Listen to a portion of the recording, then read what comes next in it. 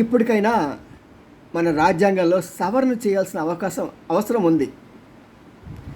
మనకి గుర్తుండే ఉంటుంది, కొద్ది కాలం క్రితం ఢిల్లీలో ఒక బస్సులో ప్రేమికులు వెళ్తూ ఉంటే అక్కడ బస్ డ్రైవరు, కండక్టరు వీళ్ళంతా అక్కడ కలిసి ఆ అమ్మాయిని ఎంత దారుణంగా రేప్ చేశారో. దాంట్లో 2 కుర్రవాళ్ళు జూనైల్స్, అంటే మేజర్స్ కాదు, మైనర్స్, చక్కగా వాళ్ళకి ఇలాగే రాజభోగం చేశారు. అప్పటి నుంచి అందులో నార్త్ ఇండియాలో ఈ జూనైల్ అంటే మైనర్గా వస్తారు, కానీ 12 సంవత్సరాల దగ్గర నుంచి వాళ్ళు భారీ పర్సనాలిటీతో ఉంటారండి. పంది కుక్కలాగా ఉంటారు వాళ్ళు. అలా అంటున్నాం అనుకోకండి, ఈ మధ్య మన ఆంధ్రలో అలా తయారయ్యారు.